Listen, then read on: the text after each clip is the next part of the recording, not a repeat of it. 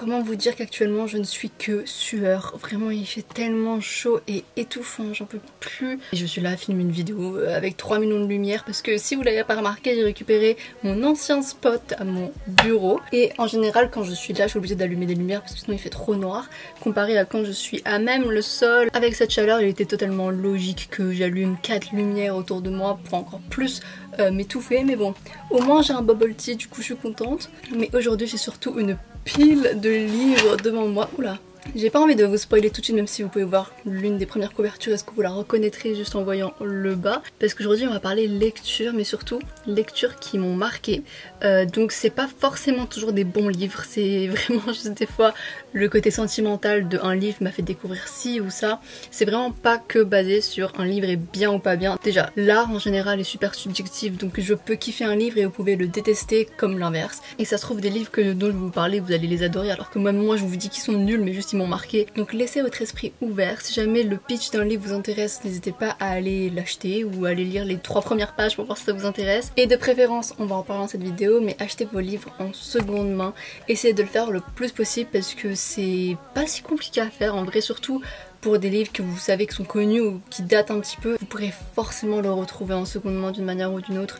Du coup faites en sorte de les acheter en seconde main s'il vous plaît. Alors non seulement c'est bien pour l'environnement, ce qui est très important, mais en plus je trouve ça beau de donner une seconde vie à un livre, donc d'en prendre un qui a déjà été lu par quelqu'un d'autre. Je trouve ça super intéressant, en vrai c'est peut-être mon côté trop ouh qui parle. Je trouve ça beaucoup plus beau que juste d'acheter un livre neuf et de dire je vais lire ça, parce qu'il y a moins de vie dans le livre, et vraiment encore une fois c'est juste moi qui suis très spirituelle et très dans les énergies et tout. Du coup je me dis qu'un livre comporte forcément une certaine énergie s'il a déjà été lu par une autre personne avant, surtout s'il a été apprécié. Et mon rêve ultime c'est souvent de tomber sur des livres, mais bon je pense que ils vont pas le faire parce qu'en général quand il y a une écriture sur le livre il peut pas vraiment être vendu, ou en tout cas pas dans certaines marques. Je rêve de tomber sur des sortes de dédicaces, voilà, des dédicaces au début du livre en mode oh je te l'offre parce que je suis sûre que tu kiffes ça, je te l'offre parce que ce livre me fait penser à toi, ou des choses comme ça.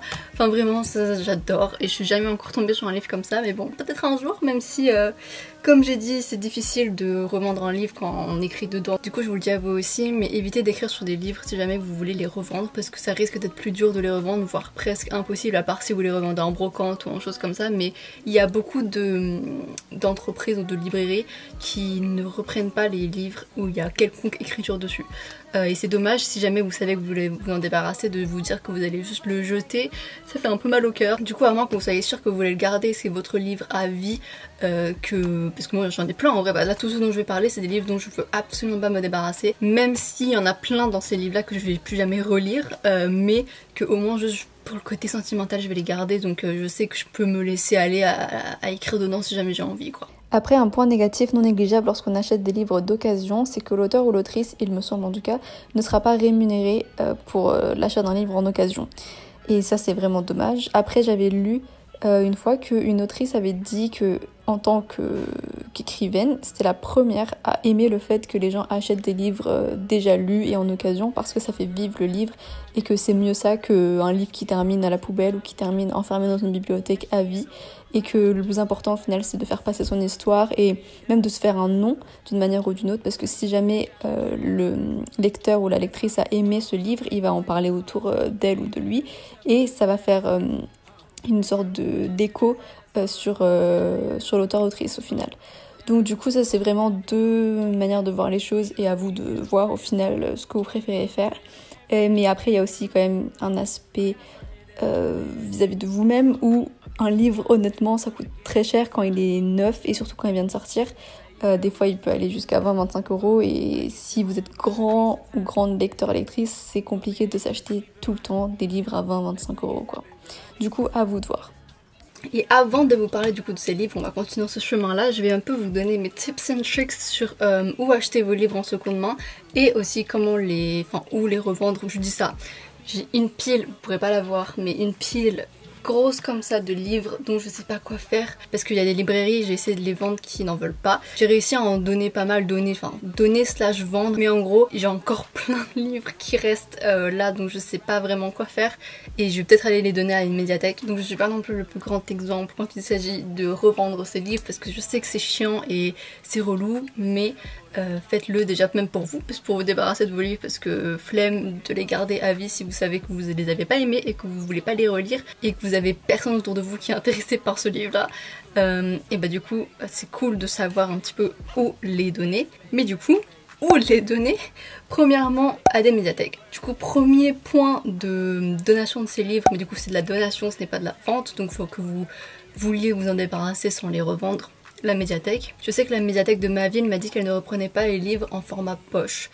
Du coup, peut-être que c'est la même chose pour toutes les médiathèques, je sais pas, ou peut-être que c'est juste vraiment que la mienne, mais elle a dit qu'elle ne reprenait pas les livres poche et que ça dépendait du livre aussi. Donc fallait aller là-bas avec tous vos livres et y voir ce qui les intéresse ou pas. Donc il y a moyen qu'ils prennent pas tout non plus, une médiathèque n'est pas une déchargerie, du coup c'est un peu normal. Ensuite, deuxième endroit où vous pouvez revendre vos livres, évidemment Vinted. Après le problème c'est qu'il y a moyen que vos livres ne se vendent pas forcément, à moins que vous les mettiez à très bas prix.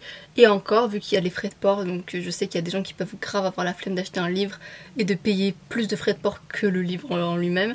Mais si c'est un livre vraiment, vous savez, qui est connu et qui peut se vendre, qui est à la mode en ce moment, n'hésitez vraiment pas à le mettre sur Vinted, parce que là vous avez beaucoup de chances qu'on vous l'achète. Surtout si vous avez des éditions collector de livres très connus, par exemple du style Harry Potter.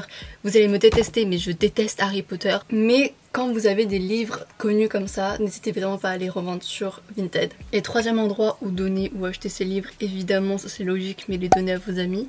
N'hésitez vraiment pas à juste demander à vos amis de venir chez vous et de regarder quel livre pourrait leur plaire. Moi je sais que j'en ai donné pas mal à mes amis comme ça, même si c'est de la donation, déjà c'est pour mes amis donc je m'en fous un peu que ce soit de la donation. Mais de toute manière en vrai faut pas trop, je pense, en tout cas c'est mon avis, être super radin sur le fait de donner des livres, à moins que vous les avez achetés super cher. Donc si vraiment c'est un livre collector encore une fois, ou un livre, parce que ça coûte cher hein, un peu les livres maintenant, que vous avez acheté à 20-25 euros, je peux comprendre que vous voulez les revendre, mais si jamais c'est des livres pas chers, on en a tous, hein, on a tous les vieux livres qu'on lisait à l'époque et qu'on veut plus aujourd'hui, qui nous ont coûté 8 euros max. Je vous ai même pas dit ça d'ailleurs au début de la vidéo, mais moi qui ai écrit du coup, mais bon, je suppose que si vous me suivez vous le savez, mais j'écris des poésies sur mon TikTok d'ailleurs, n'hésitez pas à venir me suivre, je les récite, et je suis en plein en train d'écrire un roman, et j'écris en soi depuis que je suis toute petite, donc je pense depuis que j'ai 10 ans, un truc comme ça, j'écris des romans, genre vraiment j'ai commencé assez tôt à écrire des romans. Mais du coup moi qui ai on va dire l'amour de l'écriture et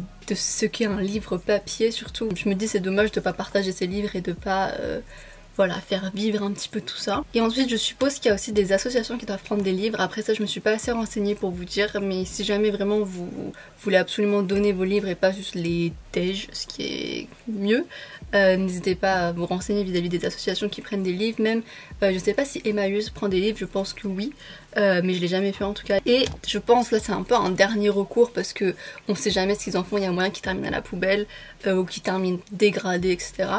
Mais de mettre vos livres, vous savez, dans les petites... je sais pas si c'est partout, je pense que oui. Vous savez, c'est les petites boîtes en forme de maison dans les rues, ou surtout dans les gares des fois, où vous pouvez ouvrir et prendre des livres et déposer des livres. Après le truc c'est que justement c'est un endroit à libre service dans la nature, et qu'à tout moment juste les gens viennent pour vider la chose, parce que ça doit se remplir assez vite. En vrai si jamais tout le monde se débarrasse de leurs livres là-bas, bah du coup je suppose, donc ça se trouve c'est pas vrai, mais je suppose que les livres qui n'ont jamais été pris terminent à la poubelle. Donc je vais dire que ça c'est un peu le dernier recours, de vraiment s'il y a aucun établissement qui veut de vos livres, là voilà. Et là on va arriver au moment où c'est un mix entre vendre et acheter vos livres, parce que j'ai quelques noms de librairies assez chouettes où acheter ses livres et revendre ses livres également, comme la Bourse aux livres ou Momox. C'est deux sites internet, je pense que c'est que des sites internet et des applications sur téléphone qui fonctionne de la même manière, c'est-à-dire que déjà pour vendre les livres, j'avais juste à télécharger l'application et après à scanner mes livres et il me donnait directement le prix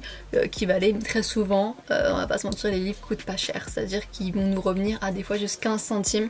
Mais encore une fois, pour moi c'est important de me dire je vais faire ça, c'est mieux ça que de les jeter. Et surtout que des fois c'est vraiment des livres qui sont pas non plus en super état, dans le sens où je les ai depuis des années. C'est des livres, vous savez, les vieux livres de Molière qu'on a depuis qu'on a 10 ans et demi. Bah voilà, ce genre de livres évidemment qui vont pas valoir super cher, mais au moins vous vous en débarrassez pour que quelqu'un d'autre puisse en racheter pour ses études aussi par exemple, et je trouve ça cool. Par contre j'ai eu des livres qui j'aurais même pas soupçonné hein, parce que c'était même pas les miens et je les connaissais pas, et moi le titre ne me disait rien du tout, et pourtant des fois sur l'application il valait 6 euros. Donc je me suis fait des 6 euros et des 7 euros sur des livres comme ça, juste parce que même moi je savais même pas qu'ils étaient aussi connus et qu'ils étaient autant demandés, parce qu'aussi le prix sur ces applications se fait en fonction de la demande. C'est-à-dire que si là vous allez vendre un livre super connu encore une fois, et bah forcément qu'il va valoir super cher si vous voulez le revendre sur le site. Du coup ce qui est cool c'est qu'ils le font vraiment en fonction de la demande et que vous n'allez pas vous faire arnaquer entre guillemets à vendre un truc collector à seulement 15 centimes.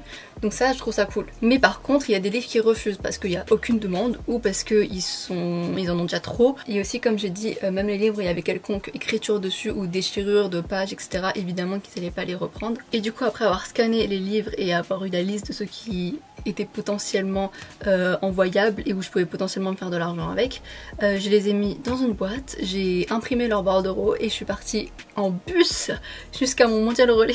C'était très lourd et j'ai déposé tout ça. Et le problème, bon c'est un problème, moi je trouve pas ça super grave, moi je m'en fous un peu tant que je me suis débarrassée des livres, ça me va, c'est qu'on reçoit l'argent de chaque livre que quand ils sont vendus, pas quand ils ont reçu le carton.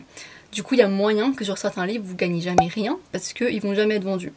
C'est le risque à prendre, mais bon des fois pour 15 centimes qu'est-ce qu'on s'en fout.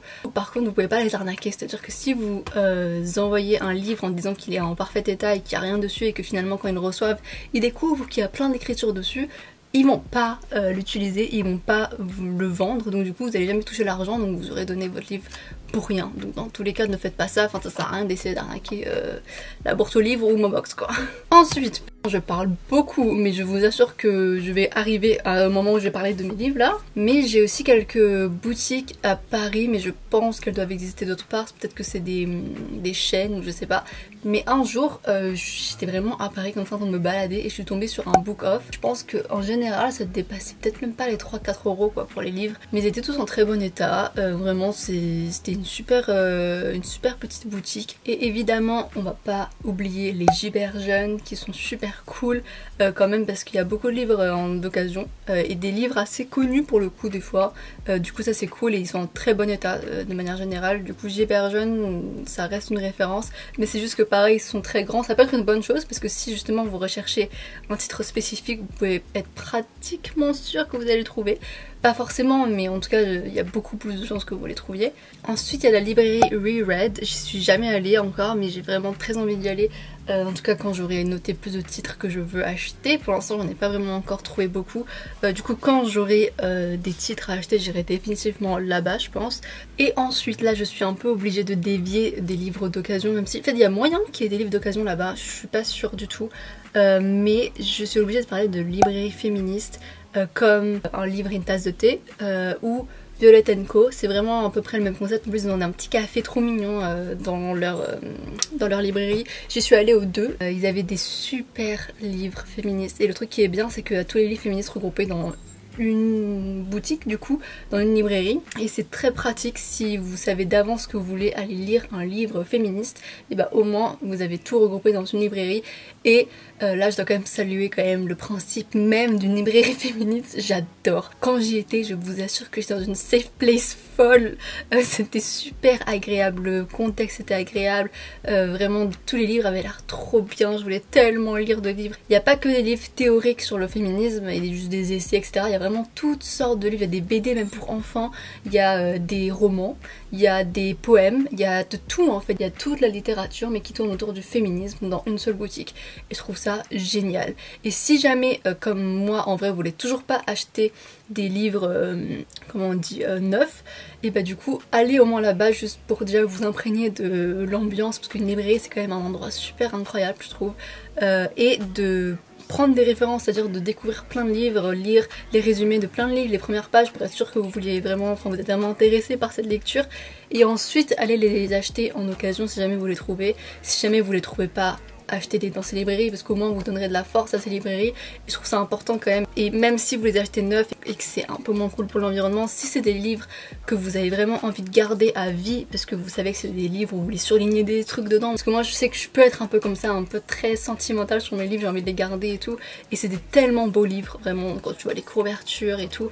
Et les livres théoriques sur le féminisme quand même, je trouve ça important de les garder pour pouvoir les relire parfois. Et bah n'hésitez pas à les acheter vraiment là-bas pour leur donner de la force, parce que vraiment je trouve ça trop beau d'avoir des petites librairies féministes comme ça.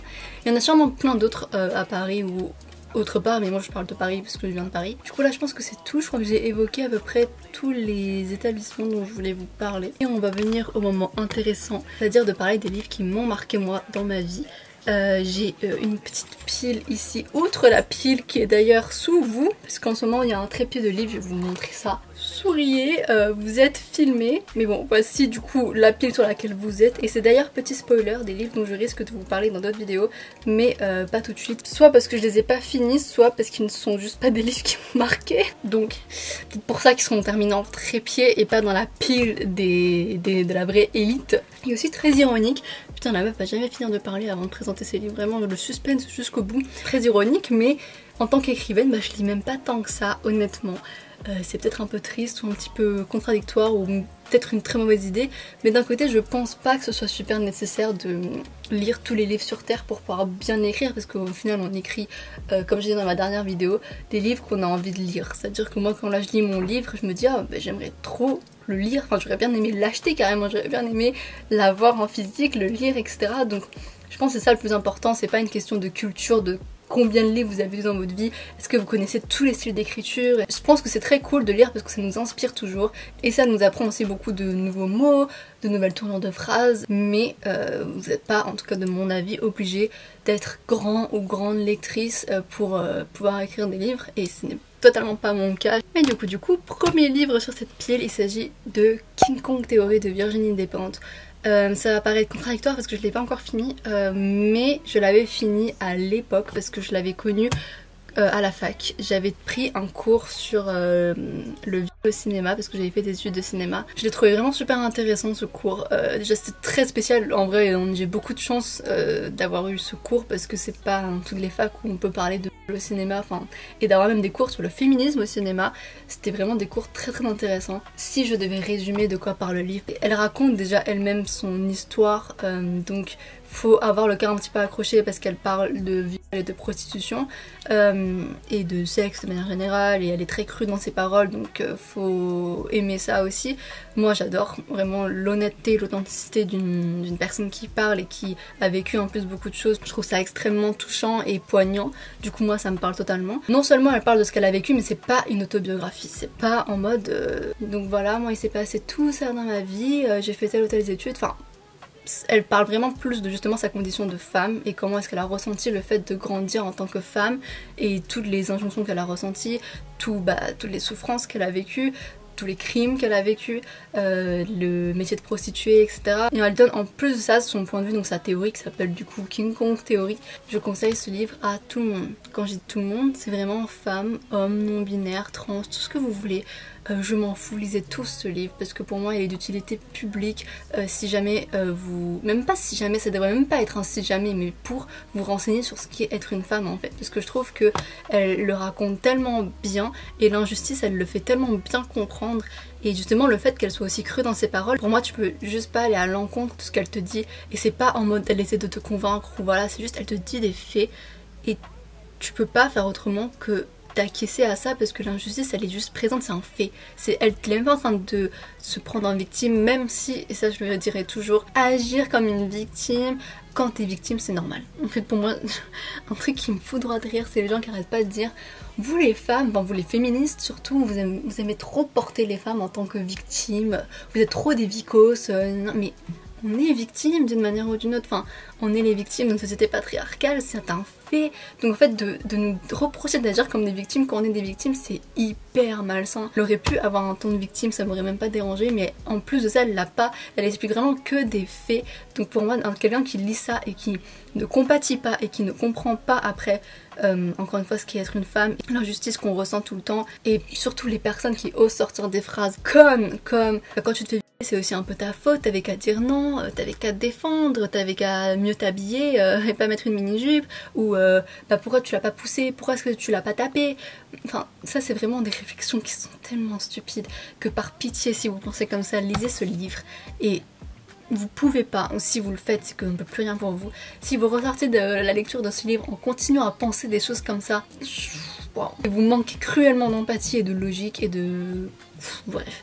Et puis même outre les viols et les choses très graves et les choses criminelles comme ça, Ça explique aussi ce qu'être une femme dans la vie de tous les jours. Il y a des injonctions qui sont présentes H24 et des choses auxquelles on pense H24 et les hommes n'ont jamais à penser à ce genre de choses. Comme notre propre sécurité, il y a quand même un niveau différent entre la sécurité d'un homme sur cette terre et la sécurité d'une femme. Et bref, il y a plein de choses comme ça. Et ça parle aussi en vrai un peu des hommes, parce que pour moi le féminisme est aussi un problème d'hommes. Du coup les hommes qui arrêtent pas de dire mais moi ça me concerne pas le féminisme, c'est pas mon problème, moi je suis pas une femme, c'est pas mon combat. C'est clairement votre combat parce que c'est à cause de vous les hommes qu'on combat. En fait du coup c'est quand même à vous de vous régler, à vous de vous réguler, à vous de ne pas à vous de ne pas siffler des meufs dans la rue, à vous de ne pas agir comme un prédateur et à vous de ne pas rester dans votre masculinité toxique toute votre vie, à vous d'annuler votre ego, etc. Enfin bref. Du coup non, le féminisme n'est pas qu'une histoire de femmes et ce livre l'explique également. Du coup vraiment c'est un livre complet je trouve, en plus qui est facile à lire. En tout cas l'édition que j'ai elle fait 140 pages environ. Et je me souviens du coup que pour ce cours on nous avait scanné ce livre en entier. Scanné ce livre en entier. On l'avait par email, je pense. Genre vraiment, c'était vraiment la loose. Je l'ai pas juste acheté à l'époque. En même temps, c'est adorable parce que franchement, la prof, c'était un coup de génie de nous faire ça et d'avoir pris le temps de nous faire ça parce que pour ceux qui peuvent pas s'acheter le livre, au moins ils peuvent le lire. Et je trouvais ça super sympa en vrai. Même si, est-ce que ça ne déroge pas à des règles légales sur le droit de la propriété? Peut-être. Je vais pas dire le nom de la prof pour pas la mettre en porte-à-faux. Mais en tout cas, elle nous l'avait scanné. Je l'ai lu sur mon téléphone, du coup, mais via des pages scannées. Du coup, la qualité était pas folle. Et je l'avais lu très rapidement parce que du coup, il y avait un partiel qui arrivait et j'ai dû speeder pour le lire. Donc, je sais que je m'en souviens pas totalement, mais je sais quand même qu'il m'avait marqué. Je sais que quand je le lisais, j'étais quand même en mode... Et en plus, à l'époque, j'étais déjà féministe, mais pas aussi renseignée que ça. J'étais féministe parce que moi, évidemment, à ce moment-là, juste en tant que femme qui subit la société patriarcale, logiquement, en fait, moi, c'était juste logique d'être féministe, mais je ne m'étais pas renseignée, justement, comme j'ai dit, à ce point-là, dans la profondeur de vraiment à quel point c'était ancré dans tout. Et du coup, ce livre m'avait vraiment, je me souviens, marqué. Mais justement, le truc, c'est que je l'avais lu tellement vite et tellement pas dans les bonnes conditions, et j'ai en plus une mémoire de merde, ce qui fait que ça fait quelques années maintenant et que je me souvenais pas de tout, mais là, je suis en train de le relire, en vrai je l'ai presque fini. Il m'a secoué tout autant. Rien que pour les premières pages, rien que pour là, plus de la moitié du livre que j'ai lu qui m'ont énormément touchée, je peux que l'admirer. Mais maintenant on va partir dans un registre totalement différent, un peu plus léger. Vous voyez très bien ce que c'est. Vous avez reconnu Belly, Conrad et Jérémia, même s'il y en a qui pourraient dire que ça c'est Jérémia et ça c'est Conrad. Si vous avez lu le livre ou regardé la série, dites-moi. Moi je pense sincèrement que ça devrait être un Conrad et ça devrait être un Jérémia. Mais du coup l'été où je suis devenue jolie de Jenny Han, c'est devenu récemment, je crois l'année dernière ou il y a 2 ans, une série, je sais plus sur quoi, sur Prime je pense, que j'ai commencé à regarder qui m'a saoulée de fou. Soit c'est juste plus de mon âge, soit ça a été super mal fait, je sais pas, mais en tout cas moi j'ai pas du tout accroché avec la série en elle-même. J'ai même pas retrouvé le livre que moi j'ai lu dedans en fait. Le seul truc cool c'était que le personnage principal était asiatique et c'est ce que fait Jenny Han en général parce qu'elle est elle-même asiatique. C'est comme dans To All the Boys, pareil, elle a fait en sorte que le personnage principal soit asiatique. Ça je trouve ça très très cool pour la représentation. Mais du coup on n'est pas là pour parler de la série qui m'a déçue, on est là pour parler du livre. Mais du coup ce livre parle de Belly qui passe tous ses étés dans une maison de plage des amis de sa famille. Et où elle avait du coup depuis qu'elle est petite joué avec Conrad et Jérémia qui sont devenus ses amis d'enfance on va dire et ses amis d'été parce qu'ils se retrouvent chaque été et elle est depuis toute petite in love du mystérieux Conrad, au contraire de Jérémia, le frère de Conrad qui lui est plus ensoleillé, rayonnant, etc. Conrad c'est vraiment le mec mystérieux, vraiment the mec de Wattpad quoi. Ça suit leur histoire d'amour, leur histoire d'amitié, leur histoire de famille aussi. Et je considère ce livre vraiment comme un livre d'adolescent. Je sais que je l'ai lu quand du coup j'étais adolescente moi-même et je l'avais adoré, c'était devenu mon livre préféré, je les ai dévorés parce qu'il y en a 3, il y a 3 tomes. Il y a l'été où je suis devenue jolie, l'été où je t'ai retrouvée et l'été devant nous. J'ai les 3 en cette édition là en plus justement parce que du coup maintenant les couvertures ont changé vu que c'est redevenu à la mode grâce à la série etc, mais ça c'est vraiment la vieille, la première édition de ce livre. Honnêtement aujourd'hui je dirais que le livre est nul parce qu'il est très cucu. C'est écrit du point de vue de Belly et je la trouve un petit peu détestable parfois et en soi il y a beaucoup de trucs mignons parce que vous savez très bien wesh. En tout cas même moi qui suis fan de livres gnangnan, cuculapraline etc, je sais que si je l'avais lu aujourd'hui j'aurais été vachement moins fan que je l'avais été quand j'étais petite. Et quand t'es petite, évidemment, c'est un délire quand même, un mec mystérieux comme Conrad. Oh. Mais aujourd'hui, quand je lis un truc sur un mec mystérieux, limite ça me... je suis en mode... Non, non. J'en ai marre des gens emotionally unavailable, j'en peux plus, du coup, elle nique ta de chez moi. Ensuite, un livre qui rejoint un peu ce livre-là au niveau du sentiment, c'est La Sélection de Kiera Cass. Déjà, est-ce qu'on peut admirer là pour le coup à quel point est-ce qu'il est beau? Et j'ai la trilogie, ils sont tous les trois trop beaux. Genre sincèrement beaux. J'ai pas cringé quand je l'avais lu à l'époque. Et je l'avais lu très rapidement, je m'en souviens, tellement j'avais kiffé, tellement j'étais dedans. Parce que là, pour le coup, au moins, je trouve qu'il y a une sorte de suspense comparé à L'été aux yeux d'une jolie. Bien sûr, on attend toujours, est-ce qu'elle va terminer avec quelqu'un, est-ce que... Mais là, vu que c'est une histoire un peu comme le Bachelor, parce que là, c'est un prince qui fait une sorte de concours parmi plein de femmes qui veulent devenir princesses, du coup, dans ce genre de concours entre qui arrivera à le séduire, c'est vraiment comme le Bachelor. Référence, mais le flambeau, voilà, le prince ici, c'est Marc. Le pitch rapide, hein, 35 candidates, une couronne, la compétition de leur vie. Du coup, c'est quand même intéressant parce qu'à la fin, il y a toujours ce truc là de qui va être la fameuse femme choisie par le prince, comment ça se passe, etc. etc. Il y a des histoires d'amour qui sont quand même belles et mignonnes. Donc je trouve qu'il est quand même un peu plus adulte friendly que L'été aux yeux d'une jolie. Du coup, si jamais vous recherchez quand même un roman un peu cucu à lire, mais qui soit pas trop cucu pour pas faire trop cringe, je trouve que ça c'est un bel entre-deux parce que je sais que ça c'est un livre qui m'a vraiment happé. Et il me semble en plus que le dernier, parce qu'il y a, comme je dis, c'est une trilogie, le dernier je l'ai lu à l'âge de 18 ans et j'ai pas du tout trouvé ça cringe. Du tout. Du coup, en vrai, je trouve que ça reste assez abordable pour des adultes. Je vous raconte tout ça. On dirait que je vous présente des livres lambda, mais vraiment, quand je vous dis qu'ils font partie de mes livres qui m'ont marqué, c'est qu'ils ont vraiment marqué un truc dans ma vie. C'est-à-dire que, comme j'ai dit, celui-là, je l'ai lu en 2-3 jours. Alors qu'avant, j'aimais pas lire, quoi, par exemple. Et L'été où je suis devenue jolie, pareil, c'était l'un des premiers livres qui m'a lancé dans ce genre de lecture, un peu trilogie, histoire d'amour, etc. Et ça m'a forgé un petit peu parce que, vu ce que j'écris aujourd'hui, j'adore écrire des histoires d'amour, des poèmes sur l'amour. Toute ma vie tourne autour de l'amour. Du coup, c'est vraiment un truc qui m'a vraiment entretenu cette envie d'écrire des histoires d'amour. Du coup, je les garderai à jamais dans mon cœur. Et ensuite, un dernier roman qui pour le coup n'a rien à voir. Il s'agit de Auprès de moi toujours, écrit par Kazuo Ishiguro. C'est un livre que j'ai lu en première, du coup j'avais 17 ans je crois, qui a été proposé par ma prof de français. Qui aurait cru? Mais vraiment, j'avais une prof géniale en première. Bon, pas géniale sur tous les points, mais ce qu'on peut lui donner, c'est qu'elle avait de très belles recommandations de livres, dont celui-ci. En plus, même pour celui-ci, elle nous avait donné le choix. C'était soit lui, soit The Handmaid's Tale. Je sais plus comment, c'est quoi le titre en français. Et c'était précurseur parce que la série n'était pas encore sortie de Handmaid's Tale. Donc vraiment, elle nous l'a fait lire alors que c'était pas encore à la mode. Mais du coup, ce livre parle de quoi?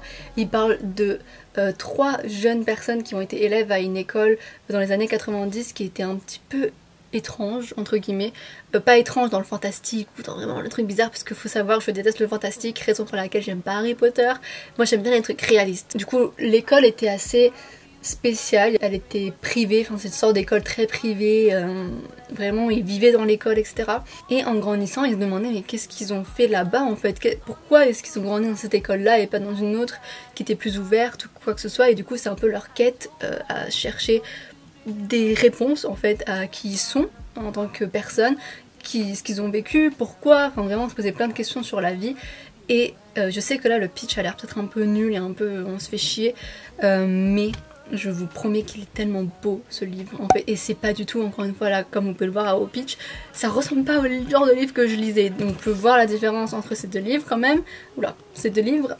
C'est pas du tout le même pitch, pas du tout même la même manière d'écrire parce que là c'est écrit de manière très poétique et c'est un peu ça aussi qui m'a permis d'être plus mature dans déjà ce que je voulais lire et dans ce que j'écrivais moi-même parce que j'ai justement comme j'ai dit grandi avec des livres comme La Sélection, L'été aux yeux d'une jolie qui sont très fun à lire mais qui sont encore une fois comme je dis très cucu. Je trouve que l'écriture est pas super recherchée non plus et là ça l'est tout en racontant des choses très belles et ça m'a beaucoup inspirée parce que je me suis dit ah bah c'est aussi moi ce que je veux faire en soi parce que j'ai un côté où j'adore la poésie et où j'adore les belles tournures de phrases. Et si vous écoutez du Ben Howard et que vous avez écouté du coup son album Every Kingdom, j'avais écouté cet album en lisant ce livre principalement, donc à chaque fois que je lisais le livre je mettais cet album parce qu'en fait pour moi c'était tellement la même DA et j'avais tellement une vision grâce à ces chansons là qui étaient un peu nostalgique, mélancolique, et je trouve que c'est un peu le thème du livre. Je le trouve très nostalgique, mélancolique. En vrai, je pourrais pas trop donner un autre d'autres adjectifs à ce livre, à part beau évidemment, mais il est hyper profond et écrit de manière profonde, mais pas inaccessible. Genre je sais que quand je dis ça, les gens peuvent dire oh je suis pas là pour lire de la philosophie, et je comprends parce que même moi lire de la philo ça me saoule un peu, mais là c'est pas philosophique en mode on peut pas comprendre, c'est que c'est très très accessible, c'est à dire que je l'ai lu à 17 ans quoi, et vraiment j'étais pas la chiffre la plus croustillante du paquet, et pourtant j'ai réussi à comprendre, du coup vraiment je vous le conseille. Je le trouve presque parfait ce livre en fait, il a vraiment l'entre-deux de la poésie et de l'accessibilité et de la beauté et en même temps de la mélancolie et de la nostalgie, mais en même temps c'est pas que déprimant en fait, c'est pas un truc foncièrement triste où tu fermes le livre et tu te dis oh ma vie c'est de la merde, qu'est-ce que je fais là. Après je sais que la fin elle m'a presque fait pleurer, mais pas pleurer en mode oh c'est trop triste, mais pleurer juste en mode waouh c'était tellement beau. En fait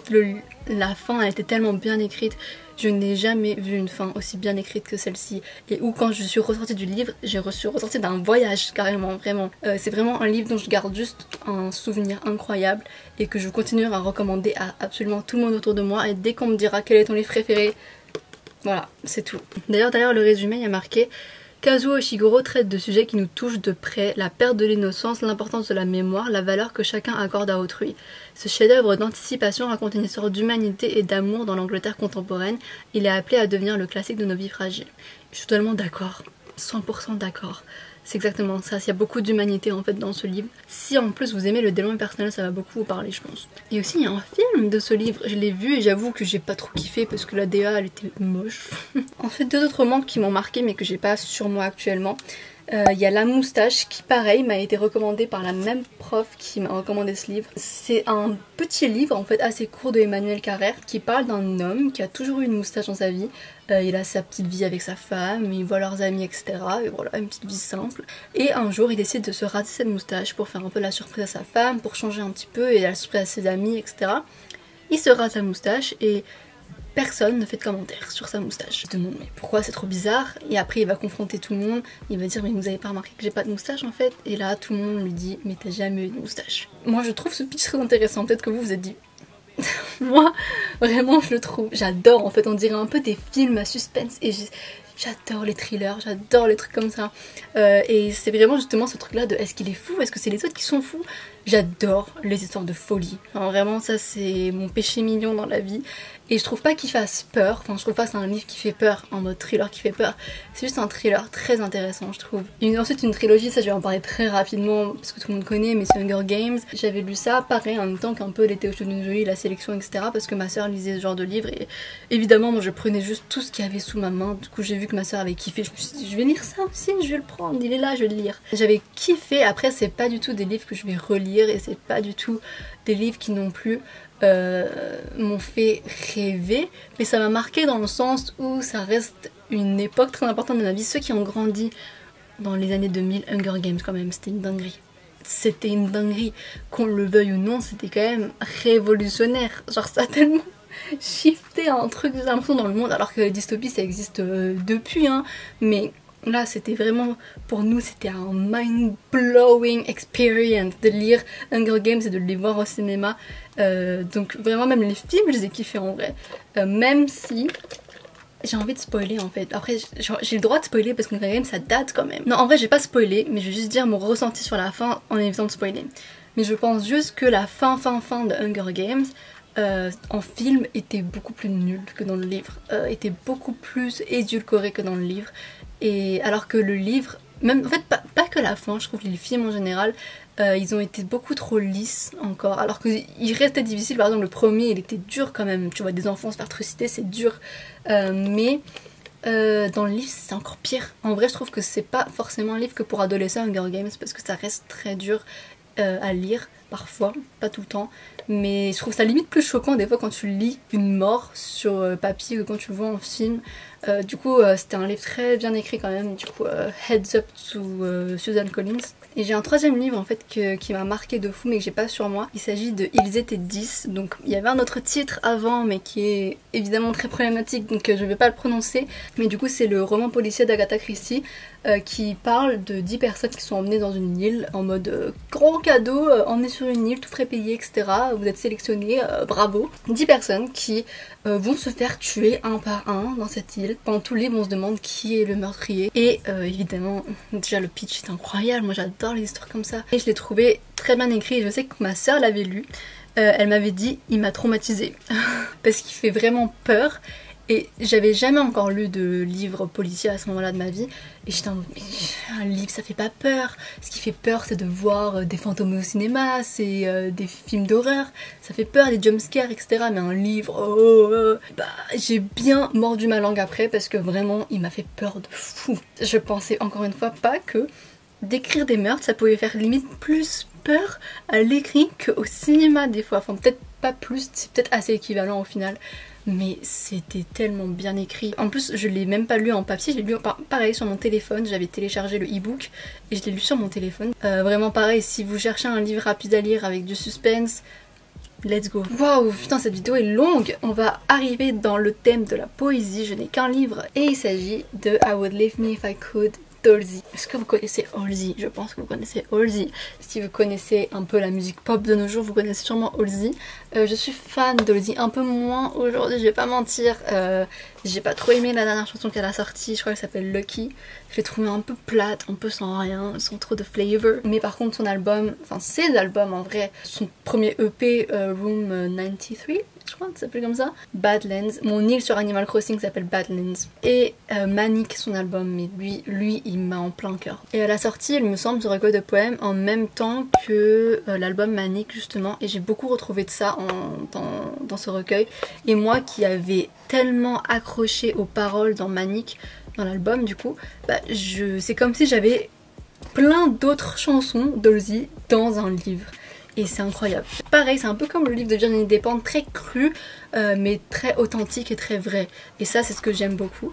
Et honnêtement, j'ai pas fini, parce qu'il y a quand même beaucoup de poèmes, en vrai. Et je pense qu'il faut être un peu dans le mood pour les lire, faut un peu comprendre. Enfin moi, en tout cas, c'est pas mon truc de lire de la poésie comme ça. Je me pose pas en disant je vais lire plein de poèmes et je finis un livre en entier. Non, enfin, je lis poème par poème quand je le sens, quoi, en vrai. Ils sont pas forcément écrits, vous savez, comme les poèmes classiques. Là, c'est des poèmes plus contemporains que j'adore, justement, parce que moi, c'est un peu ce que j'écris, des poèmes contemporains. Et du coup, je sais que ça m'inspire à chaque fois. Dès que je lis un de ces poèmes, je suis en mode, oh putain, j'aime trop. Enfin, vraiment, j'adore son style d'écriture. C'est littéralement, si vous aimez ses musiques et ses paroles, surtout, vous allez adorer ce recueil. Et surtout, que je trouve magnifiquement beau. C'est vraiment elle qui a peint tout ça. Et j'adore le titre I Would Leave Me If I Could, et il est trop beau là, je l'ai en hardcover, du coup il est trop précieux à mes yeux, je l'adore. Je dis qu'il est précieux, il était tombé derrière mon canapé pendant genre 2 mois une fois. Voilà, bref. Et pour finir, car nous avons enfin potentiellement fini, on arrive dans le développement personnel. Il faut savoir que pendant très longtemps, j'ai principalement lu que du développement personnel parce que j'accrochais plus trop avec des romans. Et j'avais des problèmes mentaux, du coup j'avais besoin de lire du développement personnel. Et puis je suis passionnée de développement personnel en vrai. Et ce livre-là qui m'avait été offert par ma cousine, mais non, il est en anglais, hein, comme le livre d'Halsey d'ailleurs, je l'ai pas dit, mais il est en anglais. C'est The Anxiety Solution de Chloe Brotheridge. Et regardez, j'ai mis tellement d'annotations, enfin tellement de pages marquées. Je trouve qu'il est parfait pour les gens qui ont de l'anxiété en fait. Je trouve qu'elle apporte des solutions tellement pratiques et tellement vraies, enfin c'est des vrais trucs que moi j'utilise encore aujourd'hui pour aller mieux quand je ressens de l'anxiété. Et c'est pas du tout écrit de manière compliquée à lire, c'est vraiment très accessible. Évidemment il faut savoir parler l'anglais, mais il y a moyen qu'il soit traduit en français, je sais pas du tout. Mais je trouve qu'il est super accessible. Pareil, c'est un peu comme écouter un podcast sur comment combattre l'anxiété. En fait, c'est littéralement juste ça. Et en plus, le truc c'est que si vous l'avez en livre, comme j'ai dit, vous pouvez pareil que moi marquer un peu les pages. Et je sais qu'en plus quand on a de l'anxiété, moi un truc que je m'étais toujours dit avant, c'est il n'y a pas de solution. Genre vraiment je suis bloquée avec toute ma vie, c'est horrible. Je vais jamais réussir à surmonter ce truc. Et là ça s'appelle littéralement The Anxiety Solution. Et donc ça vous apporte des vrais outils pour aller mieux. Donc c'est pas juste en mode vous allez aller mieux, vous inquiétez pas. C'est vraiment des vrais outils qui marchent. En tout cas moi ça a marché sur moi. Du coup je vous le conseille vraiment. Ensuite, j'en ai déjà parlé dans une de mes vidéos, je vais vous la mettre dans le petit si je me souviens de c'est laquelle, mais c'est le livre de Fabien Licard, qui l'aurait cru, Le bonheur est caché dans un coin de votre cerveau, qui est un livre néo-personnel sur le bonheur, mais c'est pas vraiment ce truc là de « Oh, vous devez faire ci, ça pour être heureux ». C'est plus en mode à quel point est-ce que juste vous êtes déjà heureux dans votre tête, mais qu'il y a plein de blocages, enfin plein de trucs qui font que vous autorisez pas à être heureux, ou qu'il y a plein de choses qui vous prennent la tête alors que ça devrait pas autant vous prendre la tête. Et pareil, je trouve que ça apporte beaucoup de solutions, et ça parle aussi beaucoup d'échecs et de réussite, et je trouve ça super intéressant parce que c'est un peu le livre qui m'a fait voir les échecs de manière différente, et maintenant je considère un peu que les échecs n'existent pas, du coup inversement, logiquement, on doit penser que les réussites n'existent pas si on se dit que les échecs n'existent pas, et que la vie c'est pas juste basé sur à quel point tu réussis, à quel point est-ce que t'es successful, c'est juste à quel point t'es heureux, à quel point ce que tu fais ça a un sens pour toi. J'aurais vraiment cru au début que ça allait être un livre un peu lambda sur le développement personnel, en mode juste si vous n'êtes pas anxieux, vous serez plus heureux, ou si vous faites de la méditation vous serez plus heureux, ou si vous respirez vous serez plus heureux. Mais non, ça vous apporte vraiment beaucoup d'autres perspectives et d'autres outils super intéressants que j'aurais pas deviné, en tout cas de moi-même. Il est pareil très facile à lire parce qu'il écrit de manière accessible, c'est pareil comme regarder une de ses vidéos à Fabien Licard, c'est vous qui fait ses vidéos. Et en plus il parle aussi de lui, par exemple il va dire que lui il croit plus que les échecs c'est juste des échecs, parce que ce serait un peu juste être entre grosses guillemets fermé d'esprit dessus et dire juste un échec c'est un échec, c'est t'as foiré un truc, t'es une merde, et puis voilà. Non, c'est ça t'apprend une leçon, ça t'apprend à faire mieux la prochaine fois, c'est dans l'apprentissage de la vie en fait. Un échec c'est pas, ça s'arrête pas à être un échec, et il va lui-même parler de ce que lui il a considéré comme un échec dans sa vie, qui au final s'est avéré ne pas en être un, et qui découvre plus tard que c'était nécessaire. Et bref, c'est super intéressant comme livre, par contre très terre à terre, il faut aimer les choses terre à terre. Je sais que moi je suis une personne quand même spirituelle, donc c'est pas là-dedans que je vais trouver ma spiritualité, on va dire. Enfin c'est là-dedans que je vais plus trouver des trucs assez concrets, mais c'est normal, ça rentre dans la DA Fabien Licard au final. Donc voilà, j'ai enfin terminé, mais c'était si long. J'espère que c'était intéressant. N'hésitez pas à me dire en commentaire déjà si vous avez des endroits où vous achetez vos livres de seconde main, ou si vous avez des endroits où vendre vos livres ou donner vos livres, et à me dire si vous avez lu ces livres là, si vous les avez kiffés, pas du tout kiffés, si vous aussi vous ont marqué ou au contraire pas du tout marqué, parce que c'est ça que je trouve beau aussi avec l'art, c'est à quel point c'est subjectif. Justement avant je pouvais penser que c'était pas cool, et de me dire j'aimerais bien que tout le monde aime ce que j'aime parce que c'est un chef-d'œuvre, ça mériterait d'avoir peut-être plus aimé, etc. Mais en vrai ce qui est beau dans l'art c'est qu'il y a des gens qui aiment et des gens qui détestent, c'est le but même. Et en vrai justement quand vous voyez un peu la pile de livres, ils sont tous tellement différents, on pourrait pas croire que j'aurais mis ces livres là ensemble pour vous faire cette vidéo. Il y a moyen que même vous-même vous soyez dit à chaque fois que je vous montre un nouveau livre Et je reviendrai potentiellement avec d'autres vidéos sur la lecture, parce que en ce moment je suis en train de lire un petit peu plus qu'avant. J'ai déjà quelques livres que j'ai lus dont j'aimerais vous parler, parce que il y en a plein qui ont un peu été des flops, ou en tout cas dans la moyenne on va dire, qui n'ont pas été fous, et je vous en parlerai dans d'autres vidéos, genre de vraiment mes lectures du moment, etc. Et n'hésitez pas en fonction de ce que vous venez voir de mes livres préférés de me proposer des livres qui ressemblent, qui sont assez similaires, que vous pensez que je pourrais kiffer, parce que je suis vraiment à la recherche de nouveaux livres à lire, surtout des romans, pas trop de développement personnel en ce moment, je suis plus trop dans ce truc là, mais des romans d'amour, c'est vraiment mon truc principal en ce moment, vu que je suis en train d'écrire un livre sur l'amour, ça m'inspire un petit peu de lire de l'amour. Donc si vous avez des beaux livres d'amour qui sont pas trop adolescents, qui sont plus adult friendly, je suis preneuse, voilà. Et sur ce, je vous fais des gros bisous, enfin après 3h30 de vidéo, et on se retrouve dans ma prochaine vidéo. Bisous.